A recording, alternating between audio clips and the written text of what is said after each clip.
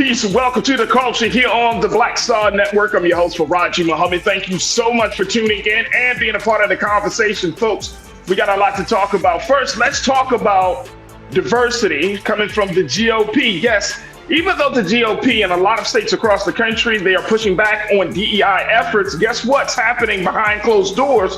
They're looking to support and to recruit more diverse candidates, and they have this idea that it will help them to win the majority in major elections on the state side of things. So we'll have that conversation. Also, we're going to be checking in with Dr. Bridget, MD, for this week's Reclaim Your Wellness, as we talk about how Black women are 6 times more likely to be killed by guns than white women, and a whole lot more. Stay with us. It's all happening on today's edition of The Culture, right here on the Black Star Network. Let's go.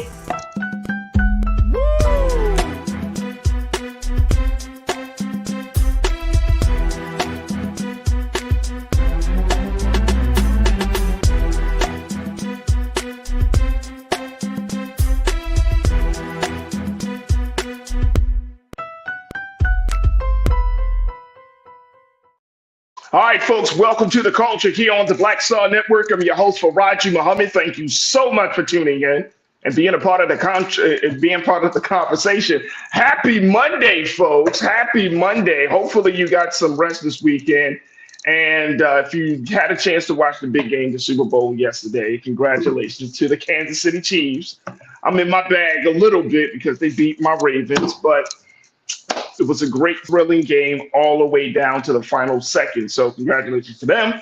But we got a lot to talk about, and I want you to join us in a conversation. First and foremost, we're streaming live on our home network of Black Star Network. So go to our website today at blackstarnetwork.com. Download the app for free. Follow us on social media under Black Star Network. And we ask that you support us in the work that we're doing here by putting something in the bucket, y'all.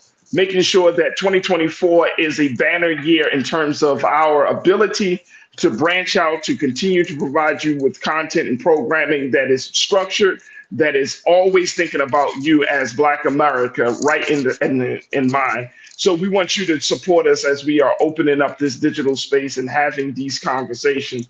So go to our website today, again, at blackstarnetwork.com. We're also streaming live on Amazon platforms, on Amazon News, on your Fire TV. So check us out there. We're also on Amazon Prime Video. You can find us on the Prime Video app under Live TV, the news, and or find us on Amazon.com under Prime Video, then Live TV, the news. You can certainly find us there. We're also on the Freevee network, so make sure y'all check us out there on now as we're under news, and on Plex TV, 24 hours a day, 7 days a week. You can find us there. Just search for Black Star Network or find us on the Live TV, the news and opinions. Now, we're also streaming under Roland Martin's social media pages. So you can check us out on Roland Martin's Facebook page, and on Roland Martin's YouTube channel, and join us in the conversation. And big shout out to the culture crew that are on these spaces. There we go. If you're on the X platform, thank you so much for tuning in. If you're on the Facebook page, thank you so much for tuning in. And if you're on the YouTube channel, thank you so much for tuning in. If folks are checking in on the YouTube channel, I see you, Ming Leader Tasa Surge. Ming, thank you for checking in, and I hope you had a great weekend. Let's keep it going. We got Pauline Hurt is in the building. Pauline, thank you for checking in. My sister Janelle Fields is in the building. Cindy D, Anastasia Pageant, thank you so much. I saw you, Pastor Damon. Pastor Damon had his Kansas City Chiefs jersey on yesterday. Pastor, good to see you once again. The ABX girl, thank you so much. You don't like my music? Thank you so much. Ahoy to you, sir. Tiana, I see you. Pretty Brown Mimi, thank you so much. Happy Monday to you, Pretty Brown Mimi. Who else we got on here? We got Lori Parks. I see you, Lori. Thank you for checking in. We also got my man, Brian Christian, brother Brian. Thank you so much for being with us. Najee Kennan, thank you so much for being with us as well. And folks, y'all can continue to join us as we are streaming live on Roland Martin's YouTube channel and Roland Martin's Facebook page. Look, it's Black History Month, y'all. We know it's Black History Month, but would you be surprised to know that maybe the Republicans are trying to cook up something during this month as they are looking at this election season? Now, we're not talking about the presidential election. They already got their person for that. But we are talking about what does it look like for the statewide elections, those elections, that down ballot elections. That's the big thing, especially if the Republicans are looking to take over the House in this upcoming election. And that is one of the one of the major priorities outside of the presidential race, and getting that message out there and supporting their nominee, Donald Trump, and looks expected. Let me just say this: expected nominee of Donald Trump. But I'm gonna share with you. I got to take a quick pause. When we come forward, I'm gonna share with you how the Republicans say one thing in the public, do something else in private, and how it affects us in Black America. I want us to have a conversation about diversity of candidates as the GOP is looking to do their part to try to diversify their ranks on statewide elections. And I want to know from you, crew, will it make a difference? Because the GOP is actually trying to go after minorities, women, Black folks, and other folks. They want to try to go after minorities in these statewide elections. And more importantly, they're trying to reclaim their stronghold, reclaim their dominance in the House. So let's talk a little bit about this on the other side. Join us in the chat, post your comments, and stay with us. It's The Culture here on the Black Star Network.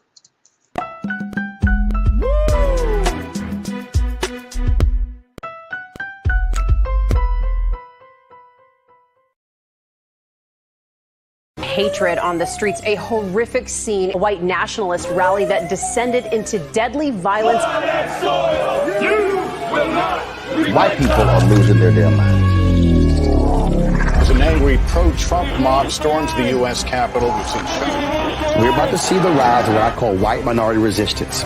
We have seen white folks in this country who simply cannot tolerate Black folks voting. I think what we're seeing is the inevitable result of violent denial. This is part of American history. Every time that people of color have made progress, whether real or symbolic, there has been what Carol Anderson at Emory University calls white rage as a backlash. This is the rise of the Proud Boys and the Boogaloo Boys. America, there's going to be more of this. Here's all the Proud Boys, guys. This country is getting increasingly racist in its behaviors and its attitudes because of the fear of white people. The fear that they're taking our jobs, they're taking our resources, they're taking our women. This is white fear.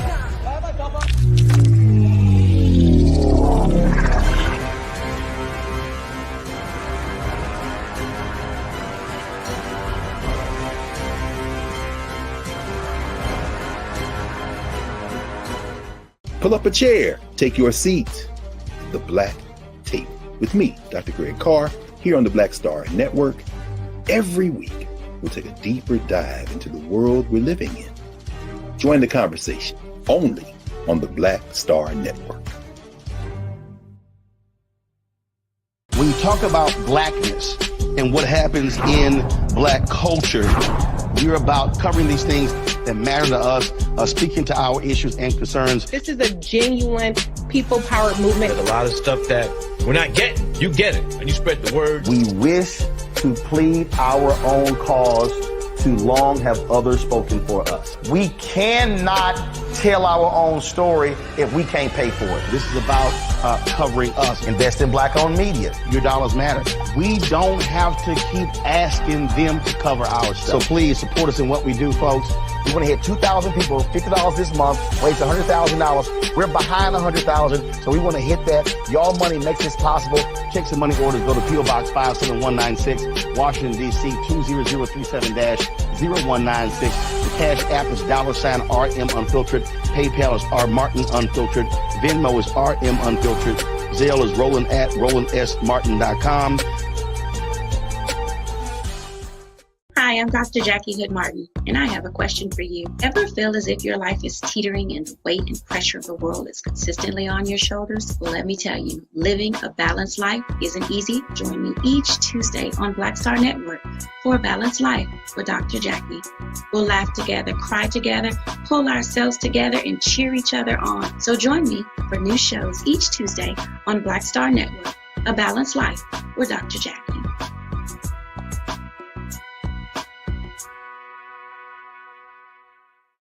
Don't you think it's time to get wealthy? I'm Deborah Owens, America's Wealth Coach, and my new show on the Black Star Network focuses on the things your financial advisor or bank isn't telling you. So watch Get Wealthy on the Black Star Network.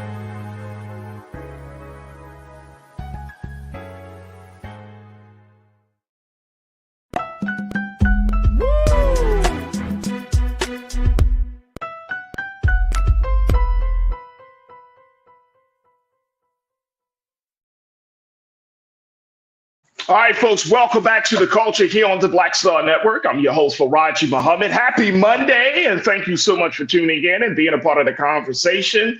Oh, man, we got a lot to talk about. This first conversation, of course, I want to have it with y'all because I want to get your take on this as we're seeing some shifting, some movement in the GOP, the Republican Party, especially around the issue of diversity. This is Black History Month, so I'm not surprised to hear in a bunch of different media outlets the new Republican strategy. So I'm going to share that with you. But I did check in, and I saw that we have another supporter. Man, oh man, I love when we get new supporters of Black Star Network and folks that are joining the Bring the Funk fan club. So big shout out to Tavian Crossland, bought 2 memberships, it looks like. Welcome to Bring the Funk Fan Club for Level 1. Tavian, thank you so much for your support. It means the world to us that you support us out of your hard-earned dollars. So thank you from the bottom of my heart, Tavian, from all of us here at The Culture and on the Black Star Network. We truly appreciate you, Tavian, for that support and donation. But let's talk a little bit about what's going on with the GOP. I've been seeing this, and I had to bring it to y'all, crew, because I'm wondering if this is going to be a real issue. Now, some folks would say it's a political ploy, but others are saying this is the strategy that the Republicans are taking now to win those down ballot elections. We're not talking about the presidential election. We're talking about the statewide elections, those House elections, keeping those Senate seats. We're talking about those nitty-gritty elections that some of us seem to kind of overlook. And I know my sister Corinna and others in the chat, I know y'all have been saying, but this is the real election is in the House, is in the Senate, with the House and the Senate, right?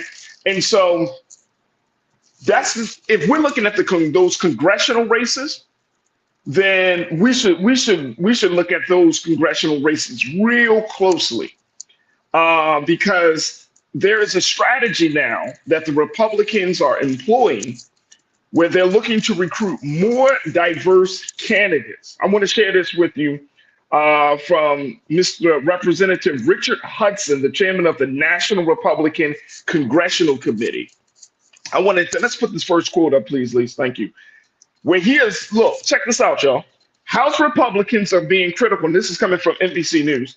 House Republicans are critical of diversity and inclusion programs within the federal government and elsewhere, but here's the thing. They see recruiting women and minority candidates along with veterans as key to expanding their slim majority in November. Now, according to Representative Richard Hudson, the chairman of the National Republican Congressional Committee, he recently listed for reporters a slew of candidates that he described as fitting the formula for the GOP expanding their ranks in November.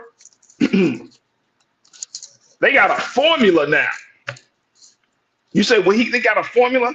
They got a formula now, folks. We're talking about the Congress, right? We're talking about those congressional races. We're talking about those less politicized races, important races, because these are congressional races. They're still important. House races, Senate races, they're still important.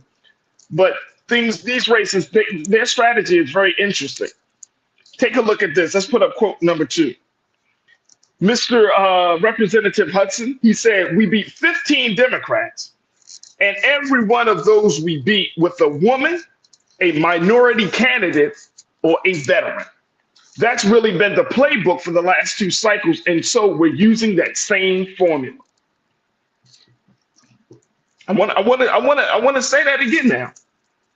In statewide races, in these congressional races, sending people to Congress, to the House and to the Senate, the Republicans, the GOP is looking to continue to their strategy of diversifying their candidates rank, right? They want to diversify. If you want to use a sports analogy, they're trying to deepen their bench with diverse candidates.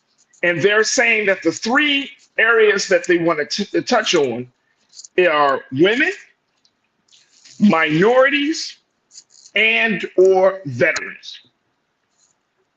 So we might start to see a changing face of the Republican Party in these congressional races with women, minorities, or a veteran. This is what Representative Richard Hudson said himself. This is the formula.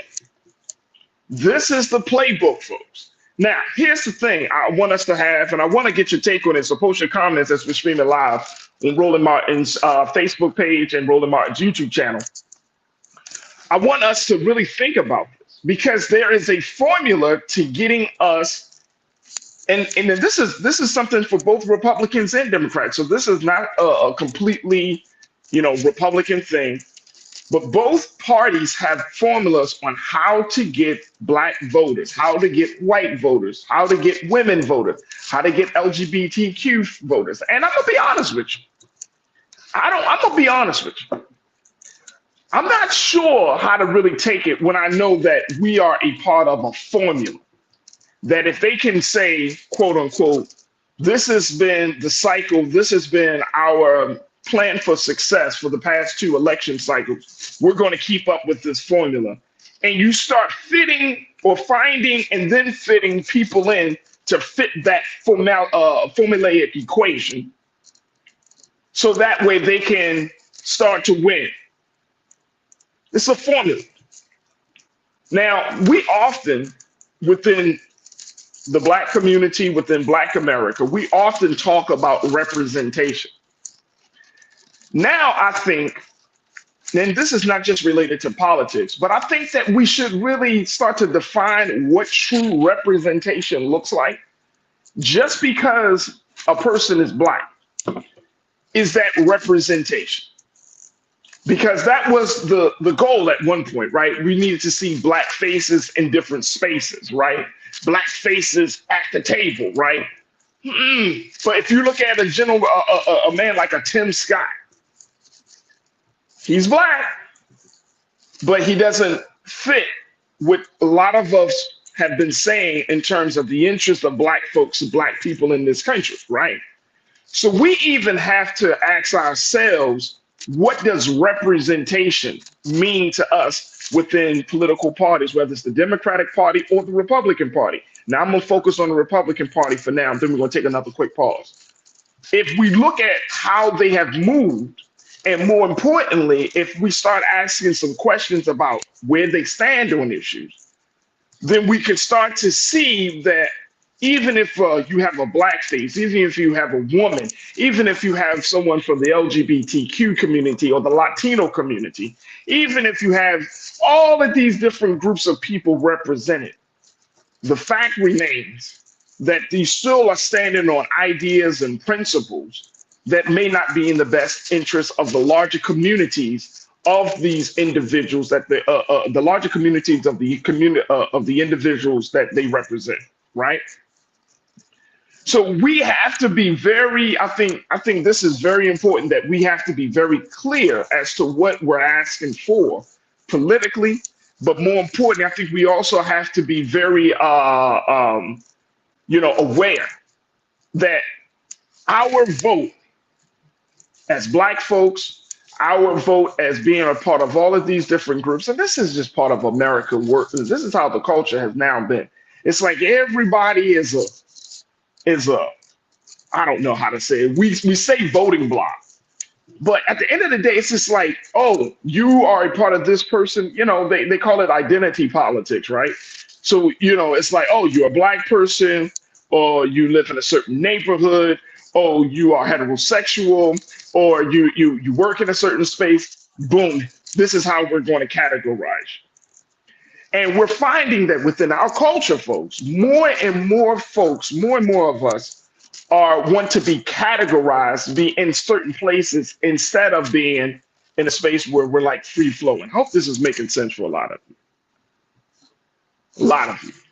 Pastor Damon, you say puzzle pieces for Farajii. Puzzle pieces, right? I love that, Pastor. Thank you so much, Brother Damon. Puzzle pieces. They just plop you in. They know what the big picture is, right? The question is, do we know what the big picture is? So they already see the big picture, and they say, oh, we need this type of black person. We need this type of woman. We need this type of represent. We need this person. You have a Vivek Ramaswamy, right, who represents a certain group of people. You might have a Latino GOP representative, and all of these different people. And you're like, oh, the diversity. Oh, they expanding their rights. But this is a formula. This is still a formula. This is still leading up to say, okay, we're going to use these puzzle pieces to create a picture for our benefit and interest. This is interesting, right? The question is, let's take a pause after this. The question is, how many of us are going to see that we are a part of an equation, that we are a part of a formula? Because some of our people don't understand that in politics it's broken down like that, that we're categorized, right? That we're organized in that way and seen by the party. So how many of our people, how many black folks in America are going to see these changes and look, not just look at them, but look through them to understand, to truly understand that we are the target of a formula? I want us to kind of continue the conversation on the other side. We got to take a quick break. When I come back, I want to hear from you. Stay with us, folks. We're just getting started here on The Culture on the Black Star Network.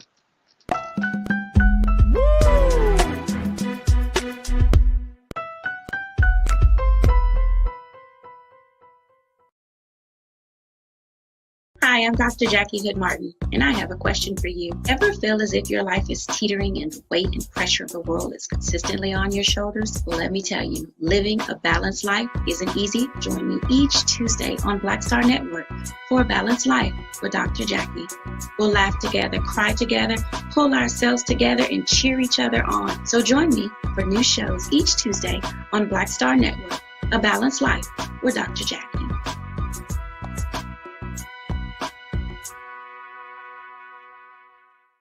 When you talk about blackness and what happens in black culture, we're about covering these things that matter to us, speaking to our issues and concerns. This is a genuine people-powered movement. There's a lot of stuff that we're not getting. You get it, and you spread the word. We wish to plead our own cause.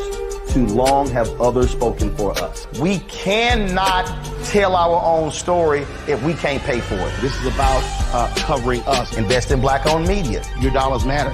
We don't have to keep asking them to cover our stuff. So please support us in what we do, folks. We want to hit 2,000 people, $50 this month, raise $100,000. We're behind 100,000, so we want to hit that. Your money makes this possible. Check some money orders. Go to P.O. Box 57196, Washington, D.C. 20037-0196. The Cash App is $RM Unfiltered. PayPal is R Martin Unfiltered. Venmo is RM Unfiltered. Zelle is Roland@RolandSMartin.com. Hatred on the streets, a horrific scene, a white nationalist rally that descended into deadly violence. White people are losing their damn minds. As an angry pro-Trump mob storms the U.S. Capitol, we've seen We're about to see the rise of what I call white minority resistance. We have seen white folks in this country who simply cannot tolerate black folks voting. I think what we're seeing is the inevitable result of violent denial. This is part of American history. Every time that people of color have made progress, whether real or symbolic, there has been what Carol Anderson at Emory University calls white rage as a backlash. This is the rise of the Proud Boys and the Boogaloo Boys. America, there's going to be more of this. Here's all the Proud Boys, guys. This country is getting increasingly racist in its behaviors and its attitudes because of the fear of white people. The fear that they're taking our jobs, they're taking our resources, they're taking our women. This is white fear.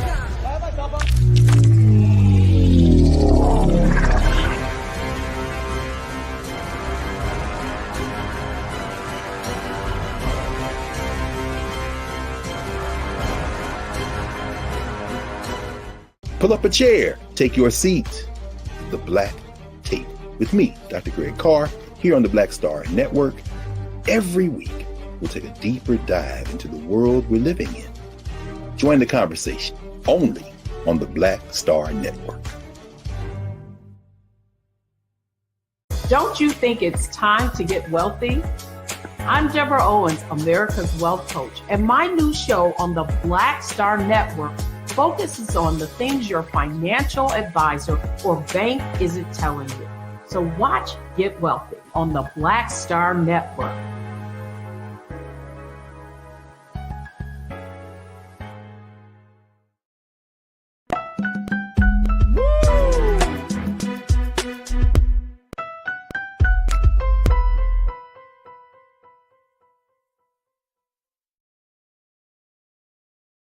All right, y'all. Welcome back to the culture.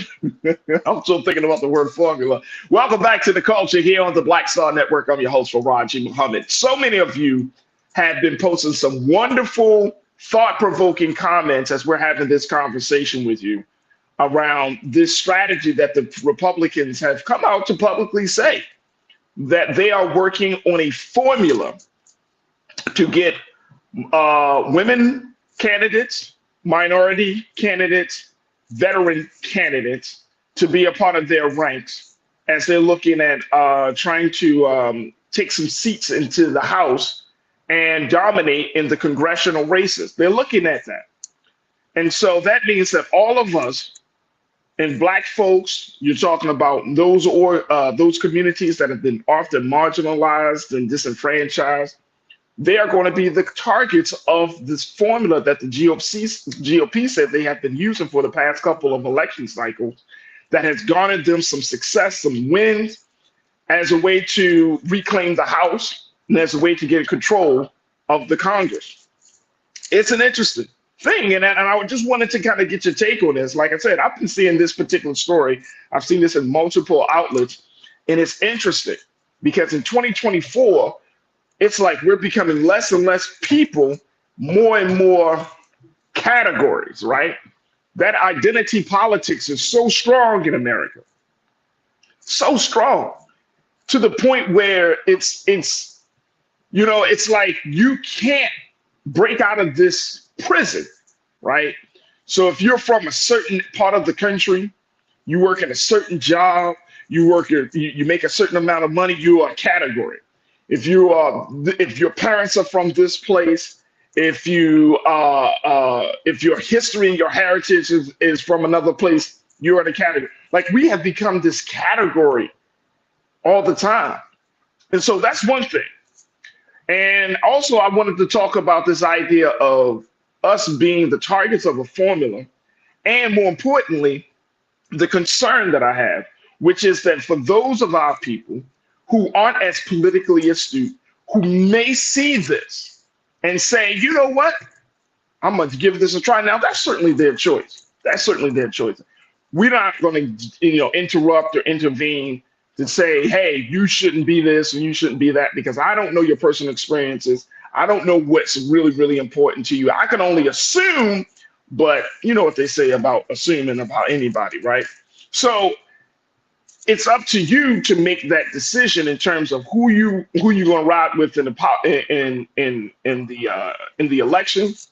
That's totally up to you. But the thing that I can do is at least make you aware, help you to understand the thinking and the behind the scenes strategies that are being at play, that are being put to play here right now, and to try to get our vote. So I wanted to talk a little bit about this. Now, let me just share with you what y'all have said. And then I'm going to explain something.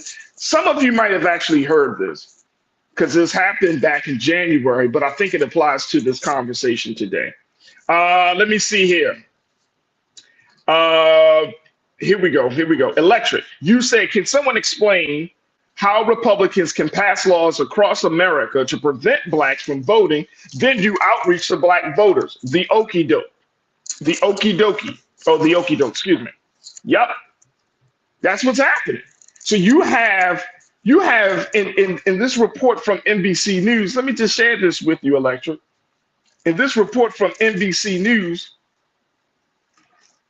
Republican lawmakers in at least 17 states have proposed some 36 bills. So you're talking about 36 bills to restrict or require public disclosure of DEI initiatives, according to an Associated Press analysis. Republican lawmakers in at least 17 states have proposed some 36 bills to restrict or require public disclosure of DEI initiatives. And we're finding that in a lot of those states where those Republican lawmakers are, they're shutting down DEI. They're shutting down this idea of diversifying the workforce and diversity in schools and all of these things. And we've been talking about it. But then at the same time, they want to work to recruit female and minority candidates as they are putting forth this criticism of diversity programs. Interesting. So, Electra, to your point, you're absolutely right. It's crazy, but guess what? Somebody is going to fall for the okie doke, right? Somebody is going to fall for it. I appreciate you, Electra, for posting that. All right, let me see who else we got here. You don't like my music. You said if Tim Scott is going to vote against voting rights, what good is token representation? I think that's an excellent point. What good is token representation? So that's why I even brought it up there in my opening, you don't like my music, that we have to be very clear as to what do we mean when we say representation. Is it just physical representation, or is there something deeper that we have to assure folks that saying, look, yeah, it's not just about being black. I mean, yeah, that's one thing, but now you gotta like add some more substance to that. Back in the day, it's probably easier to be like, we need a black face at the table. Now, you gotta put some conditions on blackness. So for those individuals being at the table, great point. Jane L. Fields, my sister, you said it's all about plausible deniability. With women candidates, they can't be accused of trying to control women. With veteran candidates, we're supposed to forget Trump disrespecting the military. Come on, excellent point. Plausible deniability. I really like that, Janelle. Thank you for posting that. But you're absolutely right. This is the okie doke. Going back to what Electric said. This is the okie doke, right? And I mean, this is the same. And I know some folks probably get mad at me when I say this, but this is the same type of standard that we have to apply to the Democrats, that they don't get into window dressing. Y'all know what that is, right? Political window dressing, when you put people out there to be seen, but guess what? Mannequins don't talk back. They don't get to a word about how they are being used. They are just dressed up to appeal to the wandering eye for those who are walking past the window. But they don't get the chance to be heard. They don't get the chance to determine what their future is. They can't speak their interests, right? And at some point, when that mannequin is no longer needed, they can be taken down and broken up. So we do have to see that. All right, look, let me just do this very quickly, and then we're going to take another pause. I want to drop this, and then I want y'all to marinate on this. I want to play for you. Remember what Matt Gaetz had to say? Some of you might not know, but this is Representative Matt Gaetz out of the state of Florida. He talked about how, and this is from January of this year, he talked about how the MAGA movement is growing and how it is appealing to a lot of different voters nowadays. And I know some of you in the chat have shared that, oh, Trump ain't so bad. Let me just share with you what Matt Gaetz said in this interview from last month. Take a look at this, and then we'll talk about it on the other side. There is a relentlessness and a persistence in the Trump campaign that I think really emerges out of the candidate himself. In Iowa, this victory was so huge, and really it was a testament to the resiliency of the Trump voter, because you had the worst conditions possible, historically challenging weather and ice, and these folks came out and voted overwhelmingly for the president. I met with a lot of those folks. This is the blue-collar realignment of the Republican Party, and what I could tell you is, like, for every Karen we lose, lose. There's a Julio and a Jamal ready to sign up for the Maga movement, and that bodes well for our ability to be more diverse and to be more durable as we head into not only the rest of the primary contests, but also the general election. Well, also, when Trump was president, it was better for all people, not just people of certain races. For every Karen that they lose, they're willing to, lady, oh man, I want to see how many women are going to vote for Trump in this upcoming election. The man said for every Karen that we lose. And when he said Karen, y'all know what he's talking about. You're talking about suburban white women. You're talking about white mothers. You're talking about women who call the cops on black people too, Karen. I think that was an interesting piece. But this is from last month. For every Karen that we lose, there's a Julio and Jamal. Julio, Latino voters. Jamal, black voters. I'm going to just let y'all marinate on that. Because the Republicans are serious about this now. They're serious, and they make no bones about it. They make no bones about it. And the question becomes, how are we going to handle it? Look, I got to take another quick pause. When we come forward, let's continue to have the conversation as we look at this strategy from the GOP and diversifying their ranks and not diversifying their ideas or their principles. Stay with us. It's The Culture here on the Black Star Network.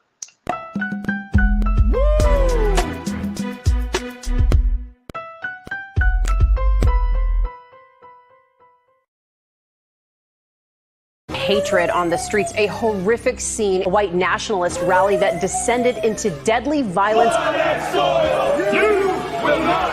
White people are losing their damn minds. As an angry pro-Trump mob storms the U.S. Capitol, we've seen Shrooms. We're about to see the rise of what I call white minority resistance. We have seen white folks in this country who simply cannot tolerate black folks voting. I think what we're seeing is the inevitable result of violent denial. This is part of American history. Every time that people of color have made progress, whether real or symbolic, there has been what Carol Anderson at Emory University calls white rage as a backlash. This is the rise of the Proud Boys and the Boogaloo Boys. America, there's going to be more of this. Here's all the Proud Boys, guys. This country is getting increasingly racist in its behaviors and its attitudes because of the fear of white people. The fear that they're taking our jobs, they're taking our resources, they're taking our women. This is white fear.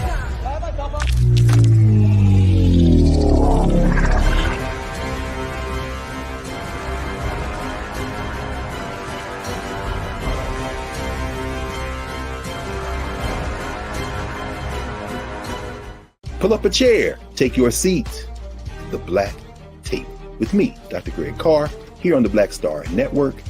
Every week, we'll take a deeper dive into the world we're living in. Join the conversation only on the Black Star Network. When you talk about blackness and what happens in black culture, we're about covering these things that matter to us, speaking to our issues and concerns. This is a genuine people-powered movement. There's a lot of stuff that we're not getting. You get it, and you spread the word. We wish to plead our own cause. Too long have others spoken for us. We cannot tell our own story if we can't pay for it. This is about covering us. Invest in black-owned media. Your dollars matter. We don't have to keep asking them to cover our stuff. So please support us in what we do, folks. We want to hit 2,000 people, $50 this month, raise $100,000. We're behind 100,000, so we want to hit that. Y'all money makes this possible. Checks and money orders go to P.O. Box 57196, Washington, D.C. 20037-0196. The Cash App is $RM Unfiltered. PayPal is R Martin Unfiltered. Venmo is RM Unfiltered. Zelle is Roland at RolandSMartin.com. Hi, I'm Dr. Jackie Hood Martin, and I have a question for you. Ever feel as if your life is teetering and the weight and pressure of the world is consistently on your shoulders? Well, let me tell you, living a balanced life isn't easy. Join me each Tuesday on Black Star Network for A Balanced Life with Dr. Jackie. We'll laugh together, cry together, pull ourselves together, and cheer each other on. So join me for new shows each Tuesday on Black Star Network, A Balanced Life with Dr. Jackie.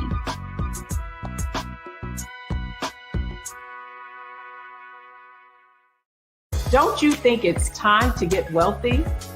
I'm Deborah Owens, America's Wealth Coach, and my new show on the Black Star Network focuses on the things your financial advisor or bank isn't telling you. So watch Get Wealthy on the Black Star Network.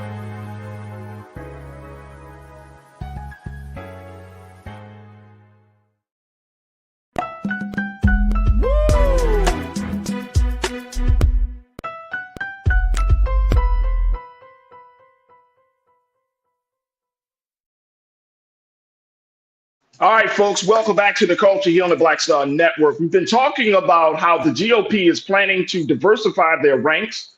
They're looking at a playbook that they've used in past election cycles of supporting candidates that are women candidates, supporting minority candidates, and supporting veteran candidates in this upcoming election cycle.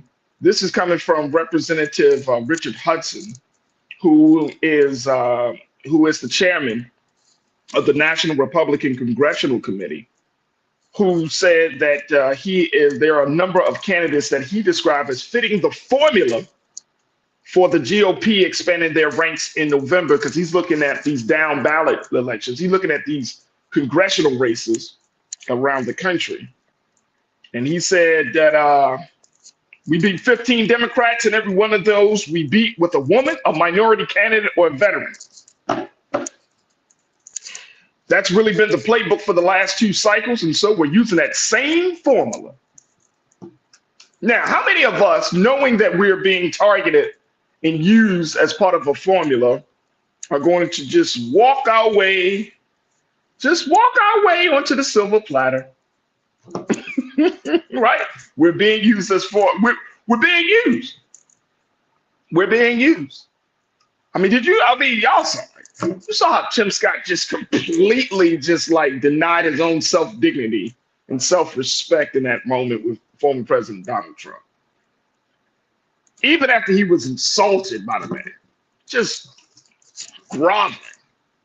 And it's sad and it's hard to watch, you know? But even though if that moment didn't turn you off, there are still elements of this party, of the ideology, of the philosophy. It's not even just about the Republicans, but it's just the fact that we and black folks in this country, we got a lot of interest. We have some serious issues on the table. We got all of these things that happen. And then you have what we just played, Matt Gaetz talking about, for every Karen that the MAGA movement loses, there's a Julio and a Jamal waiting to join the ranks. Okay. Y'all know what this, I'm just pointing it out there. I'm just doing my job, y'all. Just doing my job. Cindy D, you said we are political pawns in a game of power chess. Woo. Woo. Political pawns. You are absolutely correct. And we don't have to be. We should be the drivers. We should be the ones dictating the agenda as citizens of this country, as constituents. The party should be driven by the people, not the party driving the people. Y'all get that? The people are pushing the party in a certain direction, not the party pushing the people in a certain direction. And as I was mentally preparing to have this conversation with you, it feels like we're in a space where we're becoming less and less knowledgeable of all of these things that are happening around us. And this is priming us to be like zombies that can just be shaped and just taken in any direction by someone that may look good or who has good sounding words. And I mean, this is the smallest things, And we're in this time now. And I was watching the Super Bowl yesterday. I'm not going to get too deep on this. But the thought came to my mind, crew, that I'm going to keep it real. This thought came to my mind. We work so hard to not be a commodity for this system, for this country that we're in, right? Because we came out of chattel slavery. But now it's like everybody wants to be a brand. Everybody wants to be a product.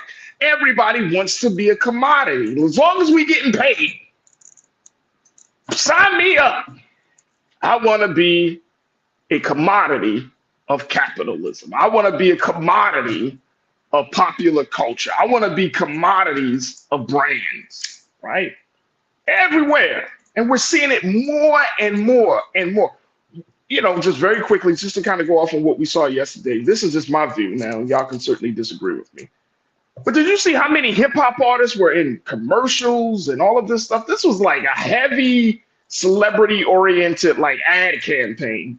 I'm not saying that this is some conspiracy. I'm just saying like our people, our culture, our brilliance has been commodified, packaged, put some glitter on top, throw a bow on it, and boom, you got Black America.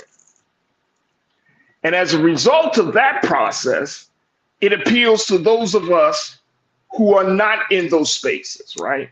But we essentially become these commodities. And we were products when we were enslaved.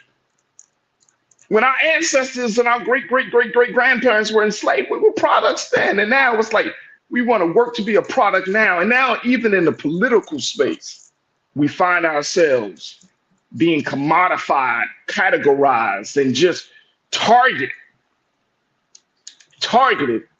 so that way somebody else can get further along on their agenda. Somebody else can gain from our inhumanity as a product. Am I going too much? I must be doing something. Official Sanika, you say shucking and jiving for a league that doesn't give a crap about Black bodies. I'm just saying, it's not just the league, though. I hear what you're saying, Official Sanika, but it's not even just the league. This is just the caring culture. The caring culture. So this culture permeates even in the political space where we want to become a product of politics, right? We're not driving the product. We're not driving the system. We're not changing. We're not being encouraged to be thinkers of government. We're encouraged to conform. And every day, let me just share this with y'all, crew, and then we're going to kind of wrap this thing up. Every day, we have to be conscious and intentional and deliberate to not conform to the popular thing, because we have to think, because all of this other stuff is happening around us. And we are now at a precipice in this country where the thinkers, those who want to, who see something, now we have to stand. We're at this crossroads. Like, oh man, what do I do next? We gotta think. That's what we gotta do next. We gotta think. We gotta determine. We gotta make something. We gotta make something for ourselves. And I'm not just saying that in terms of Black people. I'm saying as an American folks, as citizens of this country, we can't allow certain things to just, influence us to the point where we lose our humanity, we lose our soul. And that's what politics would do. And now you become this other thing, this otherness, as some writers have called it, right? You become a Julio, you become a Jamal in the eyesight of a political party who don't see your humanity. You just become this, oh, you're just this voting block. Oh, you're just this statistic. Oh, you're just this piece of data. And our humanity is lost in the process. All right, y'all. Let me just say this. Who else? Anthony Moore. You said, duh, when have we not been commodities? Literally since prior to slavery. I hear you. You're absolutely right, Anthony. You're absolutely right. Gregory Carter, you said you're being used by the Democratic Party as well as Republican. That's why I included them both. Right? We got to, we gotta bring the smoke and distribute it evenly, Gregory Carter. Thank you for posting that. Lydia Brown, you said, wow, Farajii, I see where you're going, business or show. Absolutely. And so because of this, we have a responsibility, as I close out, We have a responsibility, y'all. We understand that these strategies and tactics are being used, but you got to make sure that you educate yourself. You got to keep you know, the old street terminology, keep your head on a swivel, right? That's what we used to say, right? But you got to make sure that you are working and say, okay, how am I making sure that I'm kind of like pushing back on this place that where we just say, okay, we're going to just go along to get along, or we're going to just get swept up in the cultural moment of the day and versus seeing the big picture of what's really going on. All of these things, you have to work to keep your sanity in this, and especially when it comes to the political space that we find ourselves in. There's so much polarization. There's so much vitriol.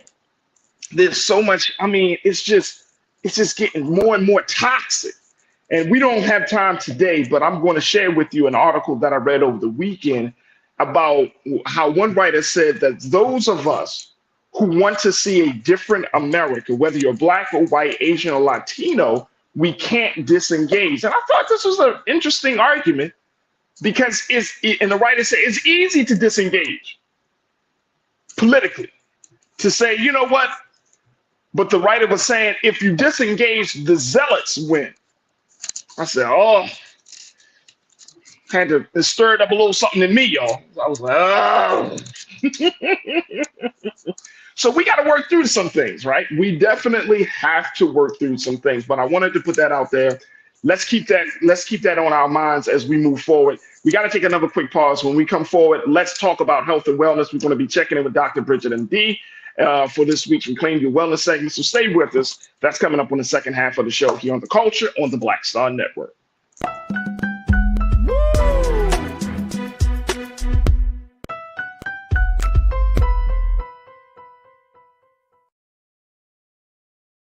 Pull up a chair, take your seat. The Black Tape with me, Dr. Greg Carr, here on the Black Star Network. Every week, we'll take a deeper dive into the world we're living in. Join the conversation only on the Black Star Network. Hi, I'm Dr. Jackie Hood Martin, and I have a question for you. Ever feel as if your life is teetering and the weight and pressure of the world is consistently on your shoulders? Well, let me tell you, living a balanced life isn't easy. Join me each Tuesday on Black Star Network for A Balanced Life with Dr. Jackie. We'll laugh together, cry together, pull ourselves together, and cheer each other on. So join me for new shows each Tuesday on Black Star Network, A Balanced Life with Dr. Jackie.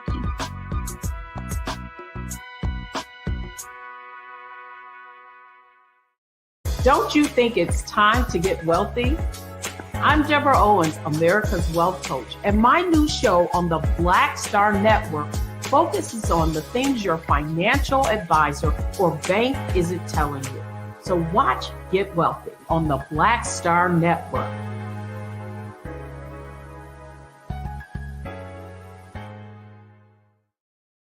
When you talk about blackness and what happens in black culture, you're about covering these things that matter to us, speaking to our issues and concerns. This is a genuine people-powered movement. There's a lot of stuff that we're not getting. You get it, and you spread the word. We wish to plead our own cause. Too long have others spoken for us. We cannot tell our own story if we can't pay for it. This is about covering us. Invest in black-owned media. Your dollars matter. We don't have to keep asking them to cover our stuff. So please support us in what we do, folks. We want to hit 2,000 people, $50 this month, raise $100,000. We're behind 100,000, so we want to hit that. Y'all money makes this possible. Check some money orders. Go to P.O. Box 57196, Washington, D.C. 20037-0196. The Cash App is $RM Unfiltered. PayPal is R Martin Unfiltered. Venmo is RM Unfiltered. Zelle is Roland at RolandSMartin.com. Hatred on the streets, a horrific scene, a white nationalist rally that descended into deadly violence. White people are losing their damn minds. As an angry pro-Trump mob storms the U.S. Capitol, we've seen We're about to see the rise of what I call white minority resistance. We have seen white folks in this country who simply cannot tolerate black folks voting. I think what we're seeing is the inevitable result of violent denial. This is part of American history. Every time that people of color have made progress, whether real or symbolic, there has been what Carol Anderson at Emory University calls white rage as a backlash. This is the rise of the Proud Boys and the Boogaloo Boys. America, there's going to be more of this. Here's all the Proud Boys, guys. This country is getting increasingly racist in its behaviors and its attitudes because of the fear of white people. The fear that they're taking our jobs, they're taking our resources, they're taking our women. This is white fear.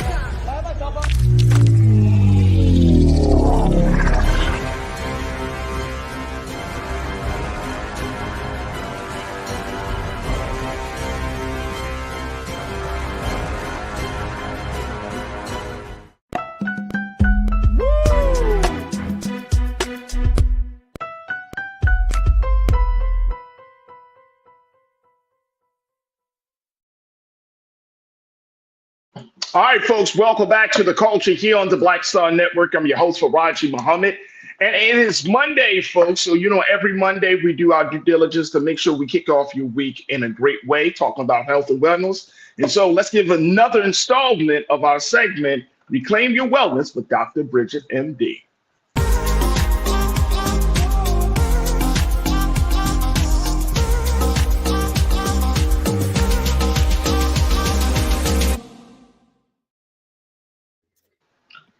Good afternoon, Doc. How are you?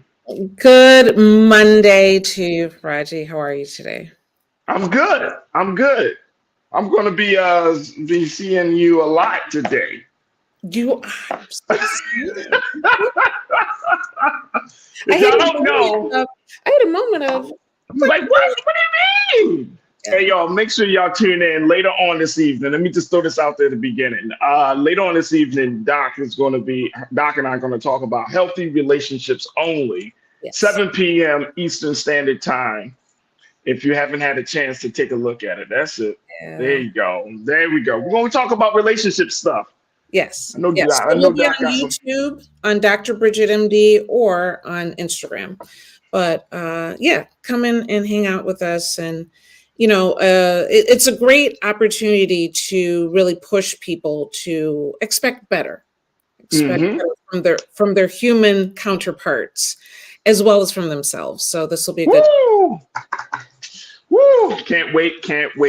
All right, now let's talk about a little bit. Do we want to talk about Super Bowl? Do we want to? I think we should, what is it? It's the most watched. It's probably the one thing that more people have in common across this U.S. than anything else. So over 100 million people watched the Super Bowl yesterday. Yeah. So definitely. That was crazy. All right. So outside of some of the pop culture moments that happened yesterday, from Taylor Swift to Beyonce announcing her new album through a Verizon commercial. Yes. Which is interesting. That was slick, and I'm sitting there like, oh, okay, she said something, and my daughter is going crazy. My one in college is texting like crazy. She's dropping music. I'm like, I watched it. What are you talking? Slick, but if you're in the Beehive, you saw it and you got it quickly. So she's coming out with that country album. She is coming out with that country album next month. So I got my take on that. But I don't want to delve into it right now. Okay, I definitely got my take. Say one thing. I don't think that we should applaud capitalism. People say it's genius, it's brilliant. And even I had me and my team member, Lisa, she was like, Farajii, Beyonce is a genius. I'm like, I kind of beg to differ. Okay, that is not at all what I thought you were about to say. So, that's why I said it's a different conversation for a different time. Totally different conversation. Totally different conversation. All right, moving on. All right, but during the Super Bowl, there was that moment where the tight end for the Kansas City Chiefs, Travis Kelce, he was taken out of the game for a moment by head coach Andy Reid. And as a result of that, there was some physical aggression that Kelce showed toward his own coach. Kelce, a younger white male, his coach is an older white male, Andy Reid.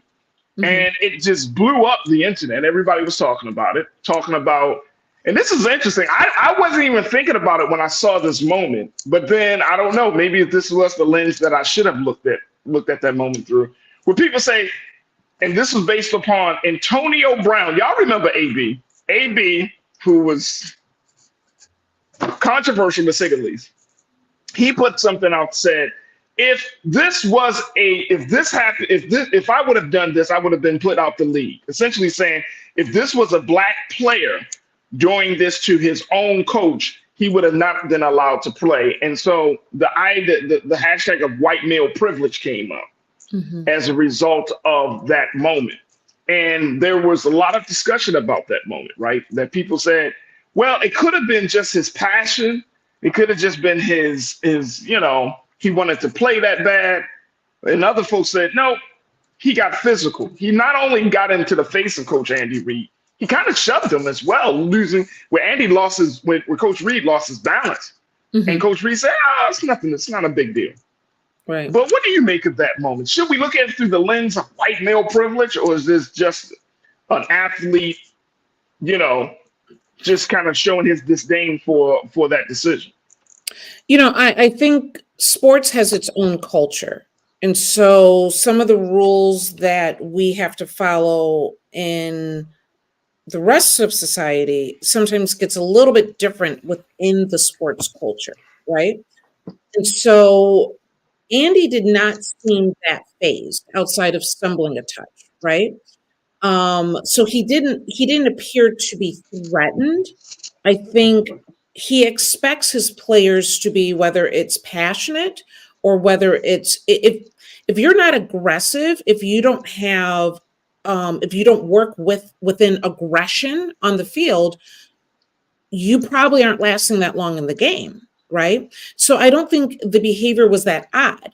On the other side of that, Travis Kelce has a history of impulse control issues. Okay. And so does that mean that he was out of line? He was out of line no matter however you look at it. Okay. Because he's supposed to be a leader on the field. He's supposed to be a leader for his teammates. And obviously the coach is the leader of everyone. And so he was out of line no matter what. But was this a passionate move? Was this a person that already has issues with aggression and was expressing that? But for whatever reason, Andy didn't seem that threatened. The aspect of would this have been something different if it was a black player? I think it comes down to the value of the player. And to be totally honest with you, I think if you're talking about someone who is, the quarterback and the number one player on that team, you get away with a lot more than the guy that tends to ride the bench. Okay. So black or white, I think that is a big, big part of this regardless. And obviously, Travis is a big player on the team. So, but was it appropriate? No, but he didn't seem horribly fazed by it either.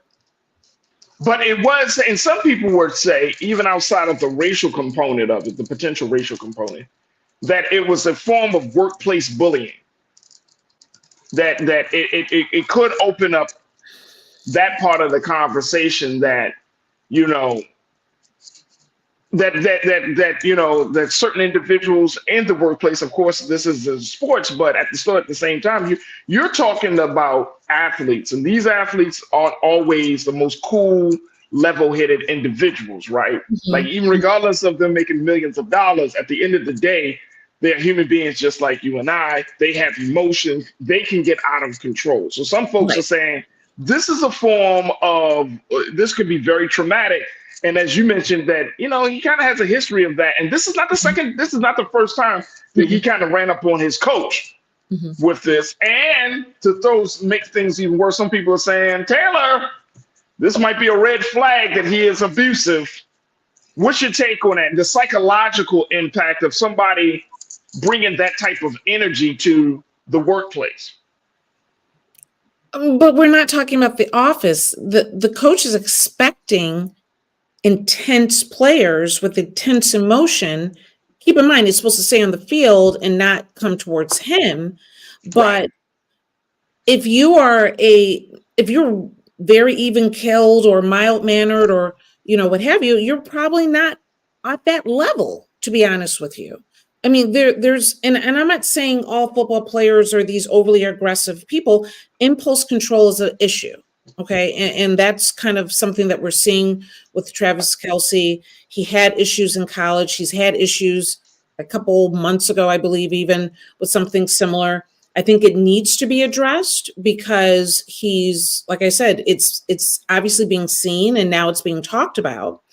But I don't even want to get into should Taylor be concerned. I don't even want to go there. No, we don't have to go there. We're not going there. But just talking about the behavior, because I'm just saying, like, anger management is a huge issue in America right now. It is. Like we're finding ourselves, a lot of people are angry. Right. And we act as if it's not a problem. We act, oh, no.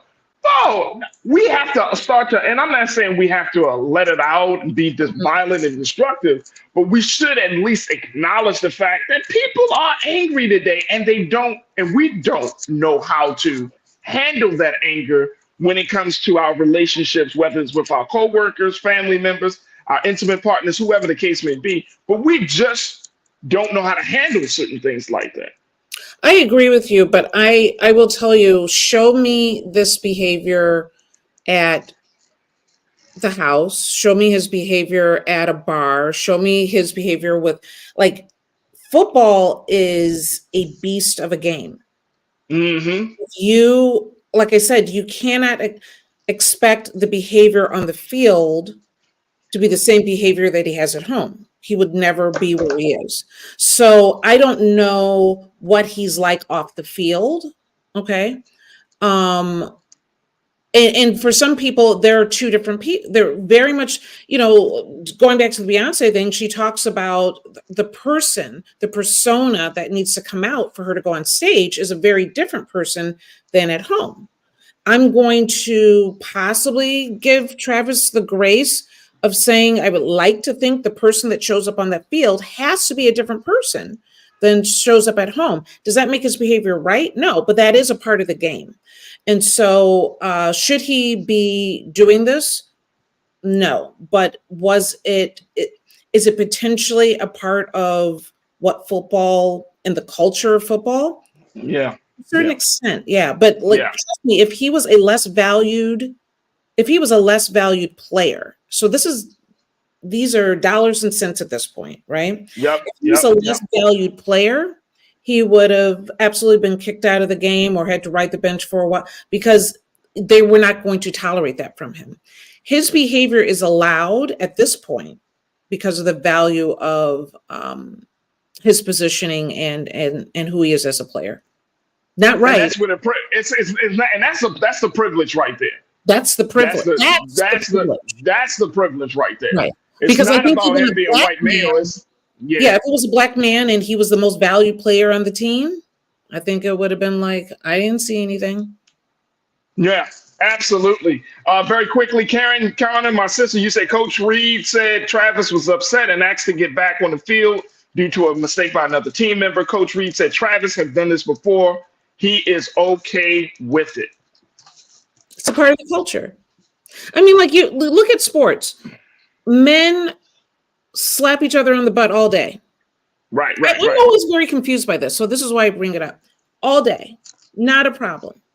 But if you're at the office and you did a good job, that is not going to fly.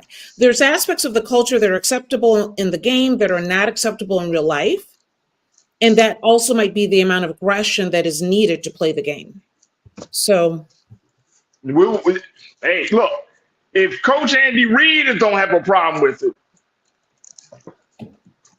you know what I'm saying? Like, sometimes you got to say, well, if that person who was in that situation didn't have a problem with it, then who am I to say it's a problem, right? Like, and he's experienced. He could have said you're out, and that would have been it. Like he's I don't even know if he was even all that as intimidated as one would think, because these are his, I don't want to say his children, but these are his brothers in this game. There's a love on the field between players and their coach.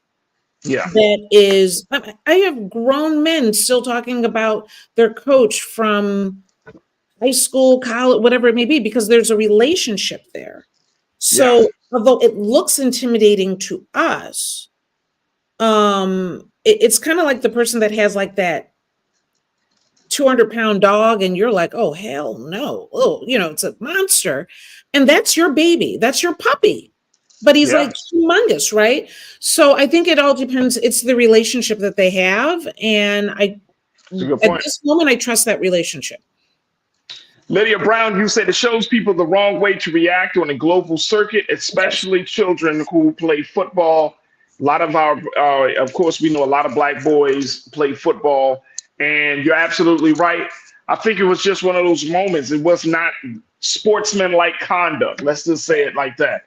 It wasn't sportsmanlike conduct, but there have been a number of players who have done it. I remember seeing Zay Flowers in the AFC Championship.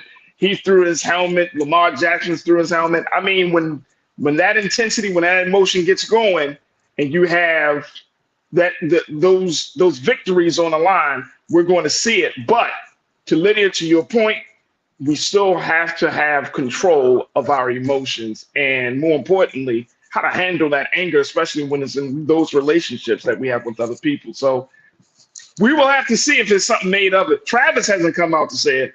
He apologized. Andy Reid is like, I'm moving on. Yeah. That's what it is. And Pastor Damon, you said I live in the Kansas City. I haven't heard anything about Travis Kelce off the field, Farajii. Well, if they're okay with it, then I guess we'll just move on. Yeah. That's how I feel. We'll just move on. All right, we got to take a quick pause. When we come back, let's talk about Black women and homicide, how Black women are 6 times more likely to be killed by guns than white women. And in some parts of the country, 20 times more likely to be killed than white women. We'll have that conversation. Stay with us. The culture continues on the other side here on the Black Star Network.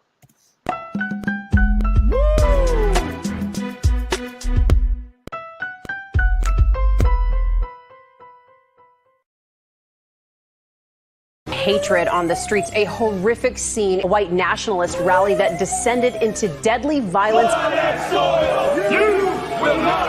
White people are losing their damn minds. As an angry pro-Trump mob storms the U.S. Capitol, we've seen shootings. We're about to see the rise of what I call white minority resistance. We have seen white folks in this country who simply cannot tolerate Black folks voting. I think what we're seeing is the inevitable result of violent denial. This is part of American history. Every time that people of color have made progress, whether real or symbolic, there has been what Carol Anderson at Emory University calls white rage as a backlash. This is the rise of the Proud Boys and the Boogaloo Boys. America, there's going to be more of this. Here's all the Proud Boys, guys. This country is getting increasingly racist in its behaviors and its attitudes because of the fear of white people. The fear that they're taking our jobs, they're taking our resources, they're taking our women. This is white fear.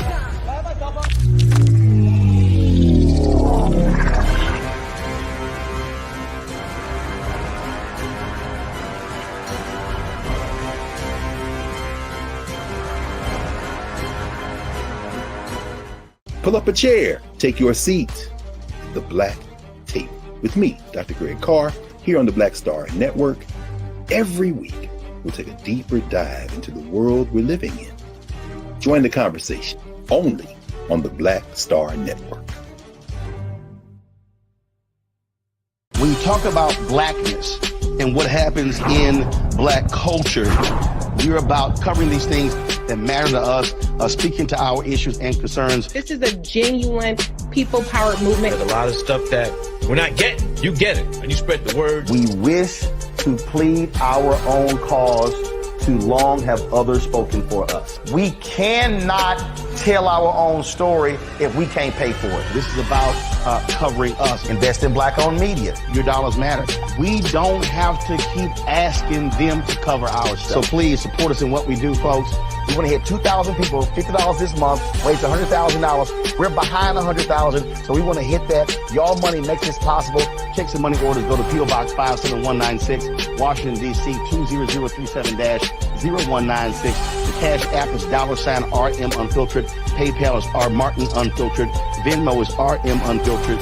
Zelle is Roland at RolandSMartin.com. Hi, I'm Dr. Jackie Hood Martin, and I have a question for you. Ever feel as if your life is teetering and the weight and pressure of the world is consistently on your shoulders? Well, let me tell you, living a balanced life isn't easy. Join me each Tuesday on Black Star Network for A Balanced Life with Dr. Jackie. We'll laugh together, cry together, pull ourselves together, and cheer each other on. So join me for new shows each Tuesday on Black Star Network, A Balanced Life with Dr. Jackie.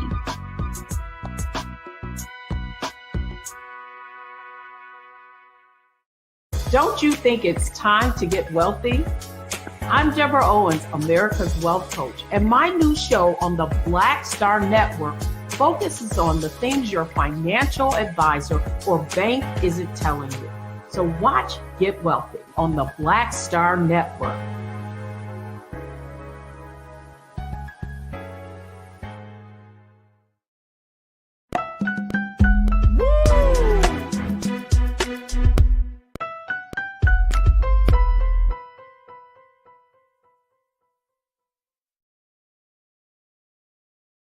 All right, folks, welcome back to The Culture here on the Black Star Network, and happy Monday. We are in the midst of our segment, Reclaim Your Wellness, with Dr. Bridget Cole-Williams, MD, and Dr. Bridget is always bringing some stuff to us. So let me do this. Let's switch gears a little bit. We can switch gears.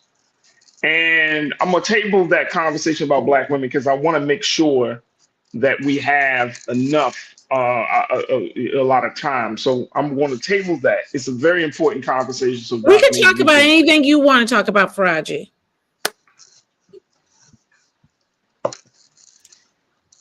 Okay. All right. Well, we go. Okay. All right. No Whatever problem. you want to talk about.